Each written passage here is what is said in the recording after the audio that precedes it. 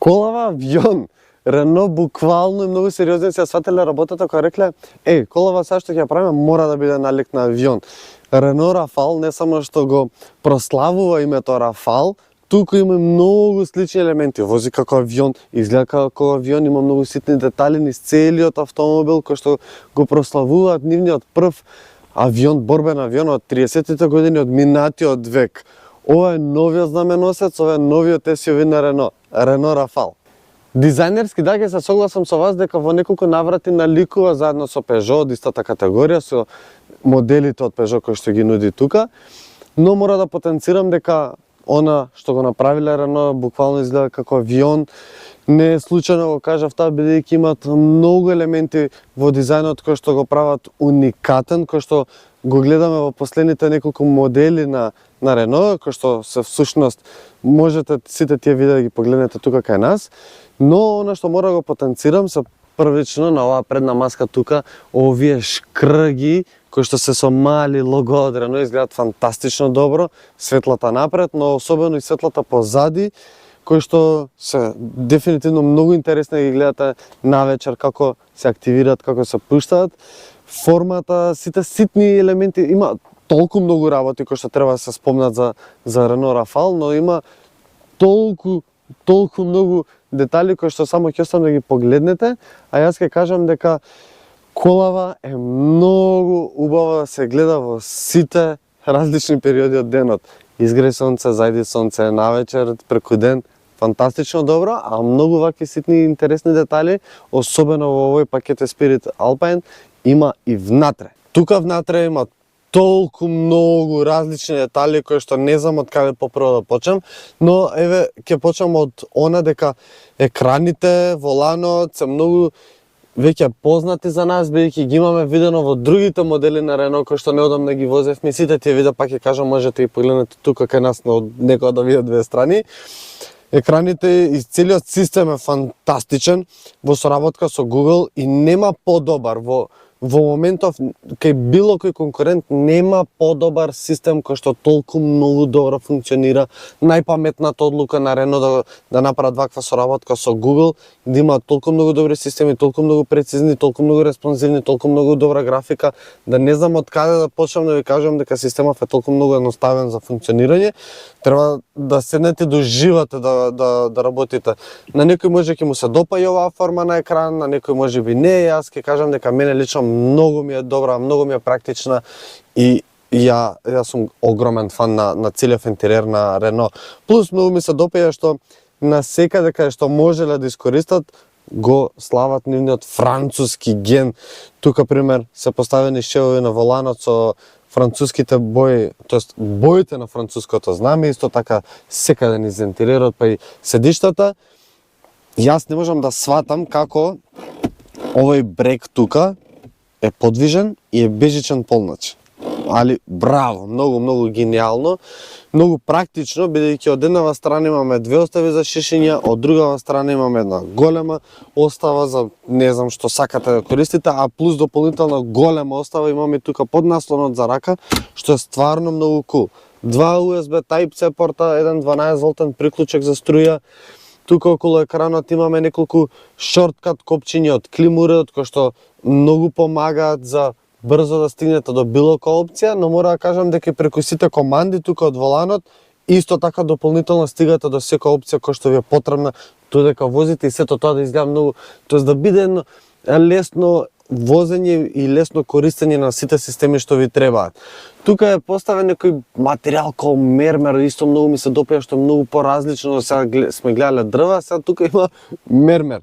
Сварно многу убав интериер, но еден од клучните интересни детали кои што сакав да го потенцирам тука внатре е она што прв пат гледам во било кој автомобил на седиштата да има лого, окей, но тоа лого да е осветлено и секој пат кога ќе смените различен драйв мод, пример еве ќе се префрлиме во еко, сега имаме жолто лого. Жолто амбиентално светло, жолто лого, сега ќе смениме во спорт, станува црвено. Јако.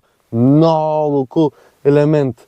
Сега се префрлиме позади, за видиме таму што има. Оно што можеме да кажам за тука е комотно пред се, стварно многу комотно, седиштава се стварно многу удобни тука позади, бидејќи убаво вака како кадиве собираат натре, се чувствувате доста удобно и доста меко.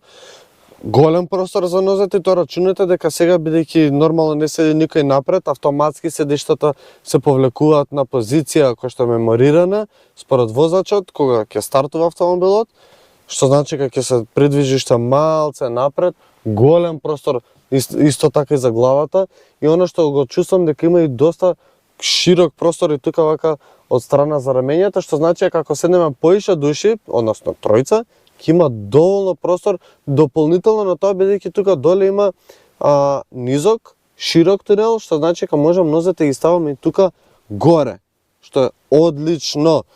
Но она тука што го приметив, а гледам дека го има и напред, што тука доле во овие остави од вратата има поставен плав материјал за да го дополнува овој алпаин момент, и плюс материјал кој што нема да тропка, нема да лизга, се што ќе ставите внатре, така да тоа е многу кул и многу практично.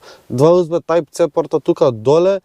Она што го приметив е тука авиончето кој што го односно Рафал, авионот кој што рековме дека овој Рафал е направен во чест на тој Рафал. Дополнително на тоа имаме панорама, но кул моментот е тука што немаме завеса стандард како на другите автомобили да се движи, тука имаме електронски затемнувано стакло во 4 различни форми кои што можете да ги искористите, што е многу кул. Едноставно во моментов гледате мат, си одбирате различна опција и автоматски си се повлекува. Многу кул, многу кул момент. Стварно, но другата работа што мора да потенцирам, што ми се допаѓа, е наслонов за раката. Одличен, голем, не ви пречат овие остави за шишињата тука на лактите, као што го имаме видено во другите автомобили. Голем, убав наслон за раката, но кој ќе го отворите овој дел тука, гледаме дека има уште 2 USB порта, една мала остава за телефонот, но она што можете го направите, ги вртите овие држачи за шишињата, што е супер, и тука имате 2 различни изведби како си го поставите телефонот за да си оставите, да си гледате, да си уживате во некое видео, нас, на YouTube, на Subscribe, си направите тука и не гледате нас дори се возите. Плюс, можете кабелчето си оврзете да не ви пречи. Ова е стварно многу гениален потек и само си го затвараш овој дел, кабелчето си доле, си гледаш RPM, вау, браво! Многу кул, многу кул. Сега да го видиме багажниот простор колку е практичен и да го провозиме овој авион. 535 литри багажен капацитет, што машала, тоа е доста солидна бројка за едно фамилиарно возило, што стварно ме изненади. Не очекував да е вака практичен, вака убава форма, вака убав простор за товарање, бидејќи лесно можете да поставите неколку големи куфери кои што можете да видите. Нема голема висинска разлика од ивицата на браникот, но е доста широк тука доле, што мислам дека малце ќе представува проблем кога ќе се товарат потешки багажи. Од страна тука има една мала остава што можете дополнително да искористите, пример како за овој сет да ставам тука, да не ми се шетка насекаде по багажот. Куки за качалки што е кул под оваа даска, тука имаме простор за и има резервно тркало што е кул. И сега може да го провозиме овој авион. 1, 2, 3 цилиндра, бензински мотор, хибриден, со 200 коњски сили, стварно моќен мотор, моќни мотори, моќен погон, кој што ми изненади, бидејќи во оваа категорија не често гледаме, до сега не сум видел вака моќен модел. И исто така да се нуди една добра потрошувачка, која што во моментов со целово малтретирање, возење во спорт, стартување, произведе 7,4 литри потрошувачка, ако внимавате, ако возите културно во еко, бидејќи имаме неколку различни режими, комфорт, спорт, персо, ако возите во еко, можете да спуштите градска потрошувачка околу 5,5-6 литри, што тоа е една фантастична бројка за едно вулкаво големо возило, фамилиарно, но исто така и вака моќно возило. Многу убав менувач, јас досега на сите Рено модели кои што сме ги имале на тест, па еве и тука, потенцирам дека ми се допаѓаат погоните, ми се допаѓа менувачот, ми се допаѓа особено рачката од менувачот што е тука горе, бидејќи многу полесно доаѓате до било која насока на движење ја сакате.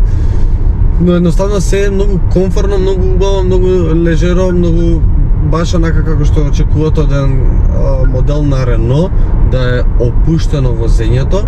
И она што дополнително кај Рафале ми се допаѓа што имаме таа моќност, имате таа брзина и ја имате таа одлична потрошувачка.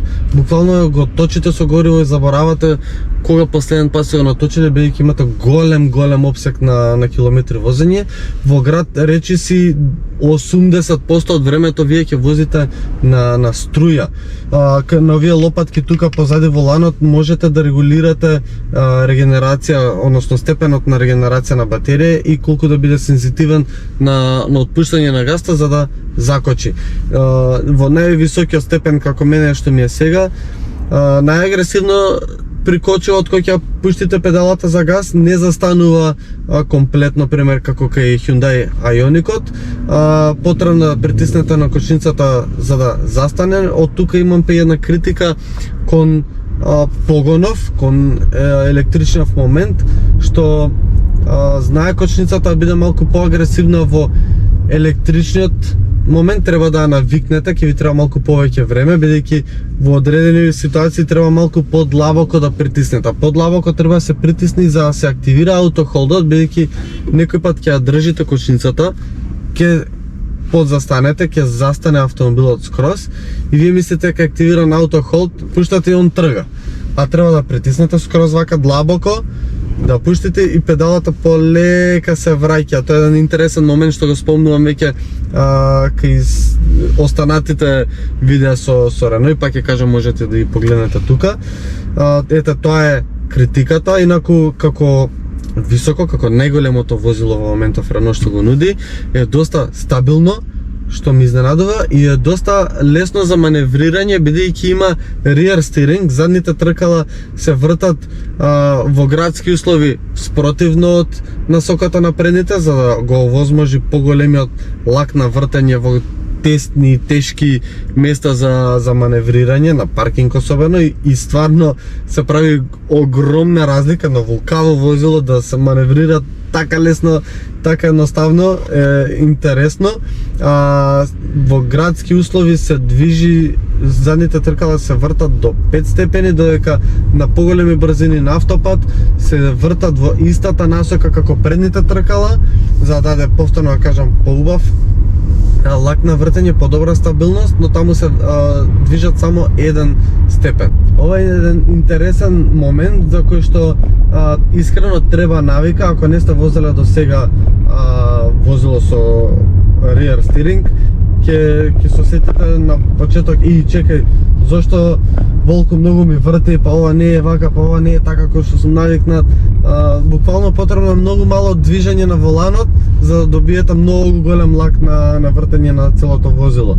Но со блага навика, после тоа па си викате зошто немало кај другите возила вакво нешто.